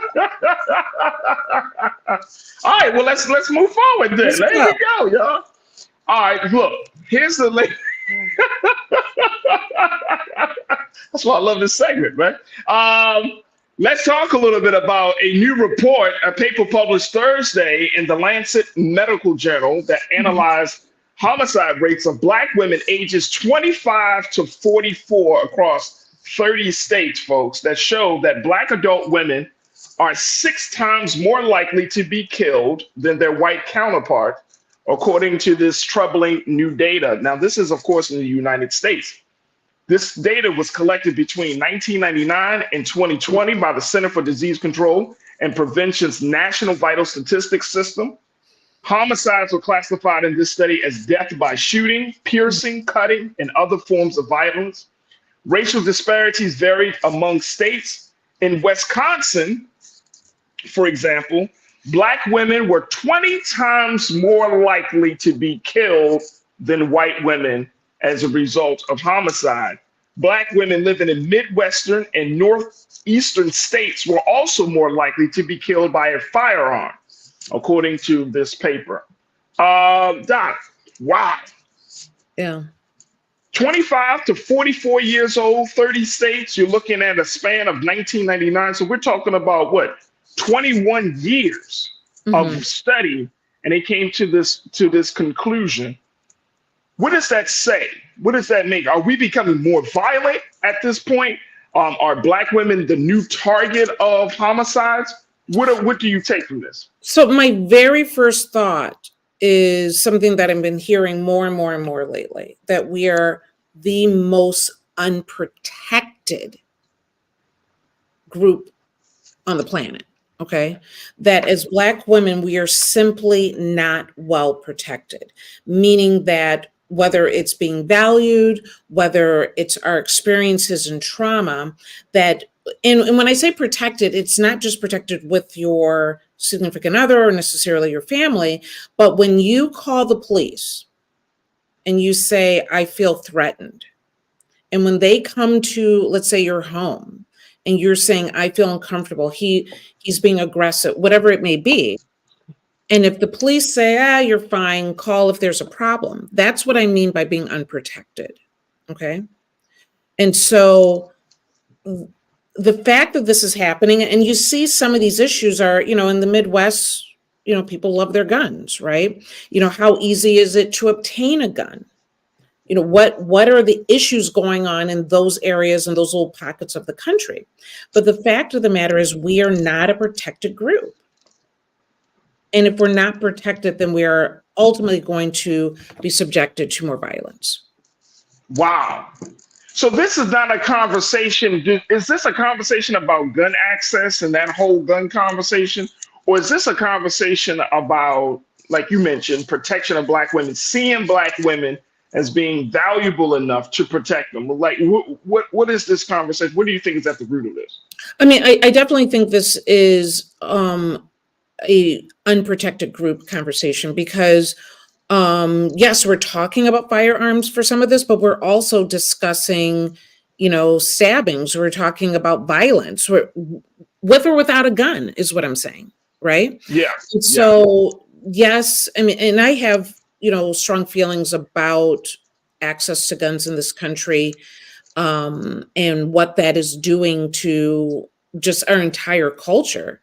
But this isn't just about guns. This is about a group that's unprotected, that when they reach out for help or they feel that they don't have a voice in a hostile situation, that no one will, that no one will listen to them, that they'll actually be blamed more than they will be protected, then I believe this is why it's happening. Because we're talking about not just that they succumb more, or Black women succumb more to violence, but that in comparison to their white counterpart. Yeah. Go back into that whole theme of you're the strong Black woman, you're strong. And we're in a position right now where we're butting against that and say, no, we're trying to find more of that soft girl era right now, because people have said, you're fine, you're strong, you can make it through anything. And that has left us in an incredibly vulnerable situation. Incredibly vulnerable. And I think also it speaks to the fact that there are some level of misogyny, some level of sexism, and just outright hatred that women, and particularly Black women, are at the brunt of at this point, right? Culturally and other ways, and politically and all of these other ways. But culturally, I mean, this just seems like the conversation around gender, around, like you said, protected women, like it's becoming more and more divisive and hateful and spiteful. And it's like, damn. Yeah. Like, why do men hate women so much? I mean, but even look at the aspect, and we've had this conversation before about access to therapists that look like you, right? Right. So meaning, and just the stigma around obtaining therapy in our culture. And so if there were more Black male therapists to help these men with what they're dealing with, if there were more Black women therapists and easier access to it, I think there's always the fear of, I can't afford that. But, that's an old idea, because most of the time your insurance will cover therapy now, right? Yeah, in the past, that was an issue. It doesn't have to be for the elite anymore.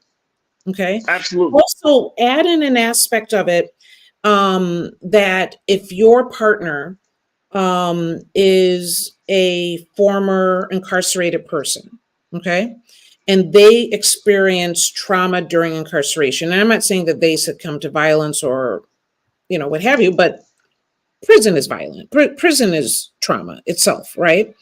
Yeah. And then they come out and now they're back at home with you. Though there's something called post-incarceration syndrome, and they struggle to deal with emotions and how to adequately interact with the outside world. They're not given the skill set. They're forced to learn how to behave and survive in prison, but they're not necessarily given a skill set on how now to behave on the outside world. And so something for someone that is struggling, and this is men and women, because I've talked to former prisoners that are both, that they struggle with regulating emotions because they suppress and suppress and suppress so much, because acting on your emotions in prison will literally get you killed, right? Right. And so you come out into a whole world of folks that are acting on their emotions, and all you know is suppress, suppress, suppress. But when it explodes, and that kind of gets back to the other conversation about hypermasculinity, when it explodes, it can explode in a lack of impulse control and sometimes leading to violence. And I say this as like, oh, the former prisoner, what have you, but the same emotions sometimes, depending on your experience on this planet, that prisoner is dealing, we all have our own prison, is what I'm saying. Okay. You're right. So whether you went to a physical prison or whether you are living a life where you feel imprisoned and to survive.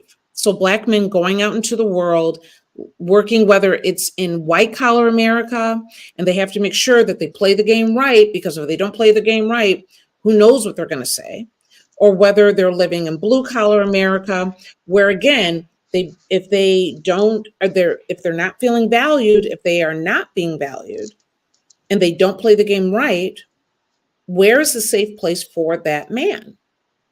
And they suppress all day.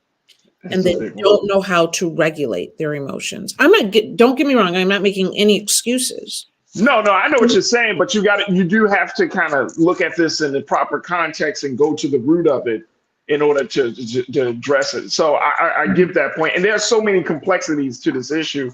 Very quickly before we take our next pause, it says that according to this report, this paper, researchers they found they did not identify the causes behind the difference, but they pointed to structural racism, including poverty, educational attainment, and employment.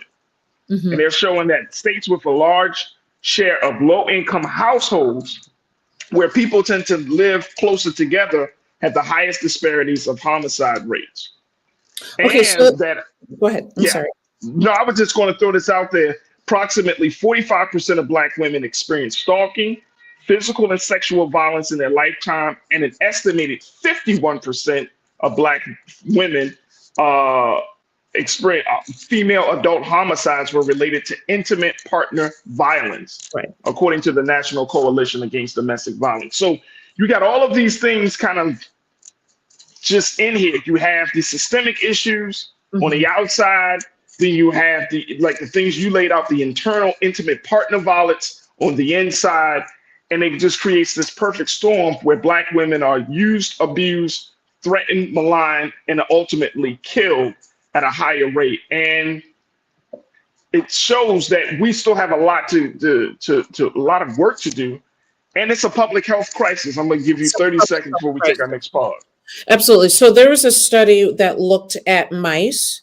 And they got one group of mice and put them in very close quarters, very poor nutrition. They're basically living all on top of each other, and then had them try to run through a maze, unable to do it. They had another group of mice where they had better nutrition, they had more space, more living area, what have you. They are put into the maze and they're able to make it without any issues at all. So then they're like, well, what did we do wrong? They flip the groups. The ones that did well before are now in very tight living situation with poor nutrition. They took the other ones. Now the ones that struggled before make it through the maze with no issue. The ones that were in tight quarters now can't get through the maze, even though they were able to do it before. So you create these high-rise ghetto, low, food scarcity environments. We're animals, okay? Meaning that if we don't get the right nutrients, if we don't have a safe living environment, an open living environment, we will succumb to our own perils, basically. Wow. And this is such a big conversation, Doc. And I just, I wanted to bring it to everyone's attention. It's such a big conversation. There are so many other pieces to this, but I wanted us to keep this in mind that as we're moving forward, especially we're going into Women's History Month after Black History Month, of course. So that's going to kick off in March. So this is such a big conversation, and we'll certainly do our part here with you and others to continue to have these conversations. Folks, we got to take a quick pause. Now, when we come forward, let's talk about how some women, speaking of women, have decided to handle the stress of their jobs and their life by partaking in a few extra favors. And I'm talking about some psychedelics. I'm talking about shrooms and how it's on the rise among professional, how shroom use is on the rise among professional women. And of course, we got the cannabis expert, Dr. Bridget, here to talk to us about this latest phenomenon that we're seeing in corporate America and elsewhere. So stay with us. That conversation is up next here on The Culture on the Black Star Network.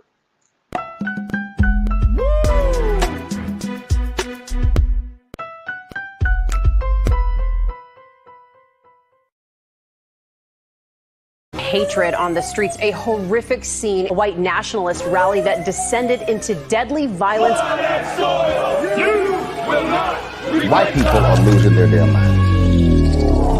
As an angry pro-Trump mob storms the U.S. Capitol, we've seen shootings. We're about to see the rise of what I call white minority resistance. We have seen white folks in this country who simply cannot tolerate black folks voting. I think what we're seeing is the inevitable result of violent denial. This is part of American history. Every time that people of color have made progress, whether real or symbolic, there has been what Carol Anderson at Emory University calls white rage as a backlash. This is the rise of the Proud Boys and the Boogaloo Boys. America, there's going to be more of this. Here's all the Proud Boys, guys. This country is getting increasingly racist in its behaviors and its attitudes because of the fear of white people. The fear that they're taking our jobs, they're taking our resources, they're taking our women. This is white fear.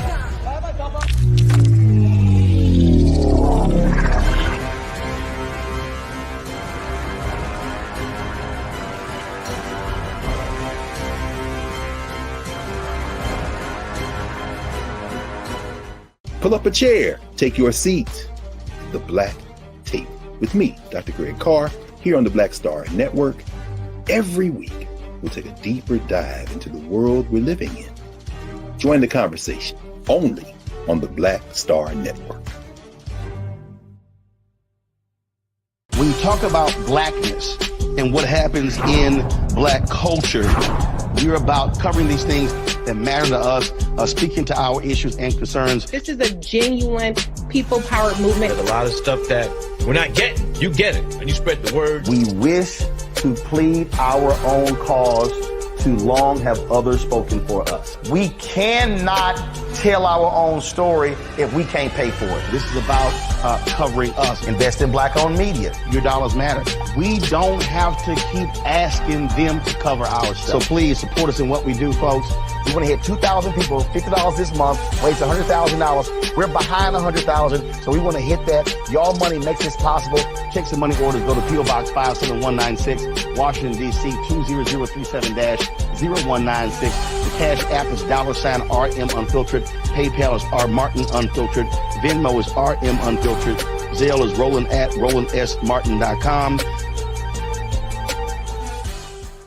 Hi, I'm Dr. Jackie Hood Martin, and I have a question for you. Ever feel as if your life is teetering and the weight and pressure of the world is consistently on your shoulders? Well, let me tell you, living a balanced life isn't easy. Join me each Tuesday on Black Star Network for a Balanced Life with Dr. Jackie. We'll laugh together, cry together, pull ourselves together, and cheer each other on. So join me for new shows each Tuesday on Black Star Network, A Balanced Life with Dr. Jackie.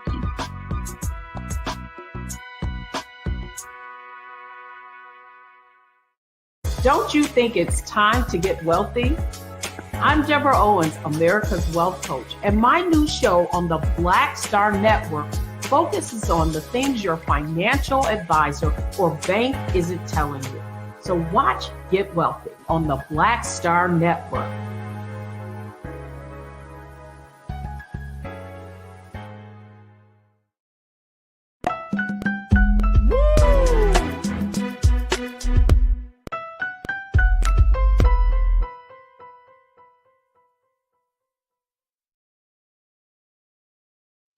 All right, folks, welcome back to The Culture here on the Black Star Network. I'm checking in with Dr. Bridget, MD, for this week's Reclaim Your Wellness. And let's talk about wellness as there is a new phenomenon that is just catching storm right now, which is the use of magic mushrooms amongst professional women.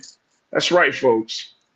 There are women in high-powered jobs all across this country that, in order for them to get through their day, they're using a psychedelic, magic mushrooms. And of course, who's the best person to talk to about, about There's so much wrong that you've done in the last 20 seconds. I can't. Wait, let me get my proof and look. No, you're fine. You're fine. So let's talk about this magic mushroom. First and foremost, for those who aren't familiar with this is a psychedelic. Mm-hmm. They may have heard about it from the time of the 60s and 70s when people were in that space, and that, I forgot the name that they called that revolution at the time.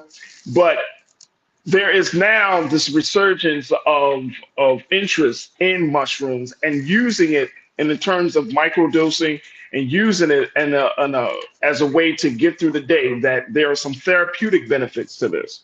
Absolutely. And so the Wall Street Journal, they put out this article about how there are a number of women in high-powered positions, even celebrities, who have advocated for the use of mushrooms. Talk to us, Doc. What are mushrooms composed of? Why are they becoming the go-to psychedelic for women? So it's interesting because on the brink of more people being open to cannabis use, right? So marijuana use, the other kind of underground aspects of, I want to say what people had seen as recreational drug use are rearing its head. Okay. And one of those aspects is psychedelics. So we can talk about psilocybin, which is the active component that you find in what people call magic mushrooms, a natural growing mushroom that has a component in it that can have a mind altering experience and actually more of a hallucinogen. But it can also be something like LSD, which is a man-made scientific clinical aspect that also has mind altering capabilities and is also hallucinogen. So there's other ways, MDMA, there's other ways of approaching this. But the article that was shared was really focusing on the psilocybin, the magic mushrooms itself. And what they're basically saying, keep in mind, the microdosing of it can actually be very beneficial for some of the issues that some of these high-powered women may be experiencing. And you're talking about the issues of like anxiety. You're talking about depression. You're talking about women who, as they say in the articles, to have a very busy, professional and personal life, and they don't have time for hangovers. And so they want to tap into that. But there's the other side of it, which you just spoke about, which is this is still an experimental thing. This is not medicine, right? And that's where the real concern comes in terms of the health, the health impact. What's your take on that? Like, how should people look at psilocybin and magic mushrooms? Well, the fact of the matter is it can be medicine, right? So you can work with someone in states where this is more legal or more underground, depending on how you choose to go about your life, where you are doing this in a clinical setting with a trained guide, or journey guide is often what they're called, to help you work through sometimes much more severe issues, PTSD, even sometimes helping with substance abuse, eating disorders, some more intense mental health issues. Okay. So it can be medicine. The problem is that we've kind of written it off. The pharmaceutical companies kind of wrote it off. And now we're kind of returning back to this. And so the article really focuses on, when I say microdosing, these people are not having any sort of euphoric or experience or having definitely nothing, any sort of hallucinating type of experiences. It is simply giving their brain a boost. Okay, so whether it helps with your mood, your mental performance and creativity, or for some people, it allows them just to kind of be able to function normally. So there's a lot of different sides to this because we're in a high stress world with incredible amounts of demand, and we want everyone to be able to function at this really high level. That's the other part. Then, dealing with the anxiety, the stress, the depression, everything going on with it, and then have an issue if they have to utilize something to be able to get them there. Okay. At the same time, I feel like this is the kind of a missing link in medicine, that it is something that's incredibly natural, that when used appropriately can, I've seen work where they've worked with MDMA or psilocybin to help police officers get over trauma, right? It can help them unpack issues that are sometimes lying in their subconscious. So does it have medicinal qualities? Absolutely. Does it have social qualities? Yes. But this article is talking about people that actually are going about their normal day, and it helps them get back to a place that allows them to function and be, and to be able to go to an event without high social anxiety. It allows them to interact with their kids and feel normal. There's a lot of different layers to this, because the question is, why have we gotten so to a point in this world where this is even an issue? But at the same time, this is something that allows the high intense person to function and be able to complete their tasks. And this past June, Doc, there was some guidance that came out for developers of therapeutic psychedelics. Mm-hmm. The FDA noted the potential for abuse of these drugs and the need for safety protocols and clinical development.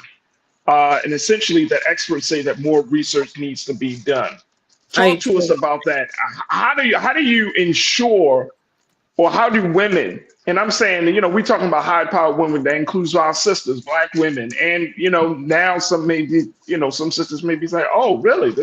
And I've come across women here in California. They don't smoke weed, but they will do some microdosing of mushrooms, right? Mm-hmm. So talk to us about the safety protocols. Like, how do you ensure that this doesn't fall into an area where that woman becomes, addicted to this, or use these mushrooms in an abusive manner? How do we prevent that from happening? So without a doubt, that can you become addicted to mushrooms? Of course you can. You, just like you can become addicted to shopping or gambling or alcohol or cannabis. That each one of these things has different levels of the likelihood of it becoming a dependency. And it's usually because you're trying to escape real life, and you're using whichever one of these modalities to do that, right? So when you're trying to escape and avoid real life, the likelihood of you becoming addicted and the likelihood of you having an addictive personality increases the likelihood that would happen. Some people so that means the intention behind it. You have to even check your intention. Right. My issue with any of this is self-diagnosing, right? And so whenever you are self-diagnosing, you are not objective, okay? Because you have your own opinion about your wellness, your health, your situation, what have you. And so that's where things can get out of hand. That if you're self-diagnosing, your need for whatever substance may not be clear, because guess what? You're in the formula, you're in that equation. And so your judgment might not be what it should be. So the idea of going to a professional that can have an outside look and say, you know what, this could be beneficial for you, or it seems to me that you're more likely to develop a dependency if you're overusing, and maybe, let's control how much you're able to get of this. Yeah. Just like if you have a shopping issue, how much is allowed in your bank account? Someone is overseeing that so that you're not just going and blowing your money every week, right? And so self-diagnosing is not impartial. I do think you need that outside person to determine whatever substance it may be, Is it right for you? We use alcohol every day. Anybody over the age of 21 can obtain alcohol, but how many people have addiction because they are self-diagnosing? Oh, I need this wine at the end of the night. Well, tonight I need 2 or maybe 3, right? And because it's openly, you have open access to it, you can either use it in a healthy way so that it is relaxing for you, or you can use it in a way that now you have severe addiction and causing great harm to your body and your family. Look, we got to take another quick pause, final pause for the show. We'll come right back and get some final remarks from Dr. Bridget. Stay with us. It's The Culture here on the Black Star Network.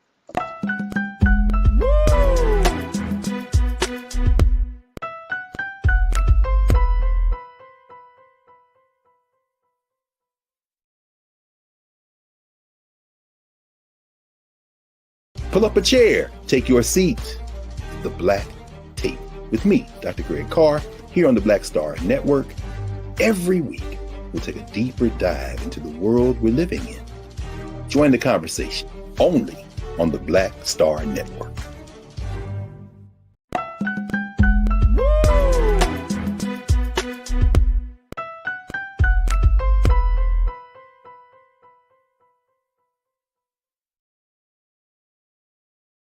All right, folks, welcome back to The Culture here on the Black Star Network. We're getting some final remarks from Dr. Bridget, MD, for Reclaim Your Wellness segment as we talk about shroom use being on the rise for professional women.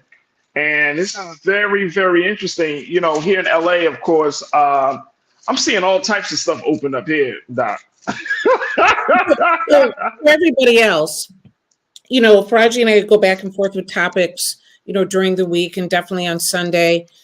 And when he threw this up in the chat, in our text messages, I was like, oh my God. It does need to be talked about. And it's a reality. But my first thought was like, you live in that California life, because in Ohio, that's some, but, you know. No, but, you know, again, that's what I said. I'm coming across women who are working in the studios here, who are doing, you know, they're doing any type of like arts and entertainment work. Mm-hmm. I'm talking to I've talked to sisters who are doing like finance work. Mm-hmm. Some of them in the tech industry. When you're talking to all of these individuals that are in high stress jobs, they got a great deal of demand on their time. They got families, they got all of these things, and they just looking to like, you know, gain some type of mental control. That's what it is. And it is interesting, you know. Yeah. It's like this, there's this hierarchy here, Doc. It's like, oh, you just smoke weed. And they'd be like, nah, you want to take your experience, your mind to the next level, you need some shrooms. And then it's like, oh, you want some shrooms? Let me tell you where to really get some good shrooms. And like for here in LA, you know, there are a number of places and spaces, bars, cannabis bars have opened up recently in Hollywood. Now they're including mushrooms into on the menu, so you can go smoke, do what you need to do, eat some chicken, go and just chill out. Yeah. And so, and I'm wondering, you know, we could talk about the therapeutic benefits, but then there's still some pushback, some cultural pushback on the use of any type of psychedelics by some of our people. Mm-hmm. And not just beyond the safety component, but there's also the component of people are saying, are we getting to a place in our culture, in our society, Doc, where we need to like check out every so often? Like this is becoming not the exception, but actually the norm. What's your take on that as we close this part out?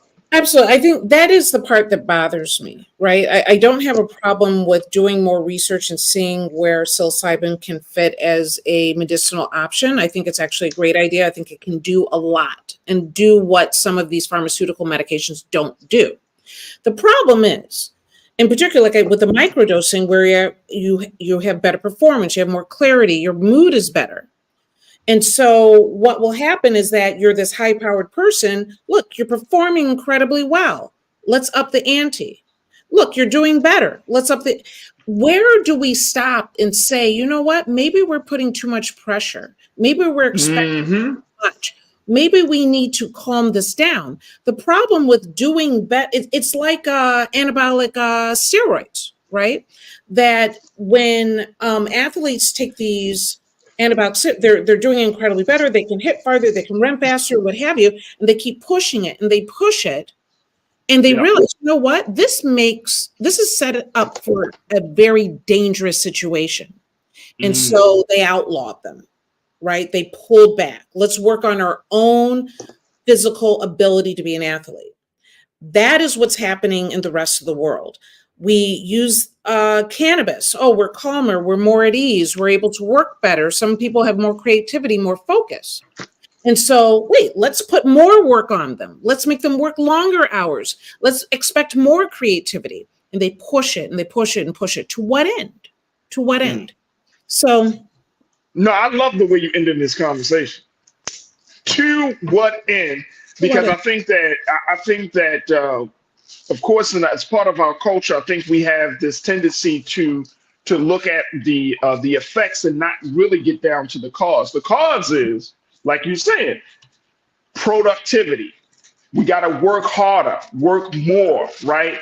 So the country is not in a space of thinking about like a 4-day work week. Like, no, we actually want you to actually work more hours. And because there's this cultural, ethos that says, hey, if you work harder, you will be much more successful. If you work in 70, 80 hours a week, then you're guaranteed success. And guess what? Who doesn't want to be successful? Right. So if you're saying, well, and I've seen this craziness, people's like, man, I don't sleep. I'm always on the grind. I'm like, you're an idiot, because sleep is not an enemy. Mm-hmm. I'm sorry. If I could take a nap a day, I would.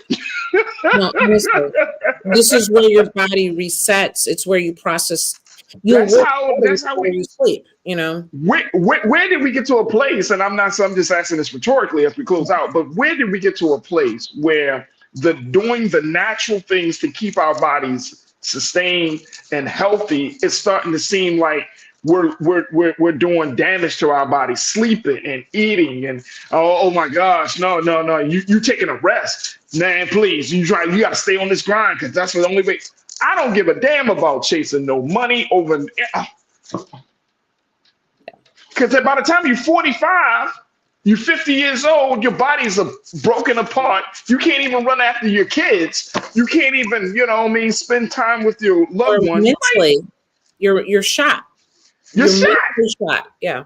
We're shot. So it is, to your point, where does it end? Doc, we got to stop right there. How can people find you and about the great work you're doing? And of course, for our conversation tonight. So tonight we are doing Healthy Relationships Only, our first time really going on YouTube. And who else will be my first guest but the Farajii Muhammad. We'll be talking about relational intelligence tonight. Come to YouTube, Dr. Bridget MD, or watch us on Instagram. That's it. There it is. Dr. Bridget, she has a fantastic segment here on the show. It's called the Reclaim Your Wellness here on The Culture. She's our chief medical expert. She talks to us about everything from cannabis use to all the ways about healthy relationships and so much more. Make sure y'all check her out here every Monday. And more importantly, we thank her for being so good for the culture. Doc, I'll see you, God willing, in a few hours for our conversation this evening. Thank you. Absolutely. Thank you, Farajii. All right. Folks, that's going to do it for me. Thank you all so much for tuning in. Make sure you all support us. Go to blackstarnetwork.com. Download the app for free. Follow us on social media. Also, while you're on social media, follow me, yours truly, The Real Farajii. You can find me on Instagram and at Farajii on X as well. Thank you, crew. Fantastic show. So many of you have posted so many great things. Tomorrow, we're going to have some great conversations. I'm going to be checking in with an attorney. We're going to talk about Black engineers and so much more, so you don't want to miss tomorrow's show. Stay tuned. Up next at 6 p.m. is Roland Martin Unfiltered. As always, never be afraid to challenge what's wrong. Stand for what's right while being yourself in the process. God willing, we'll talk tomorrow for another exciting edition of The Culture right here, only here, exclusively here on the Black Star Network. Peace.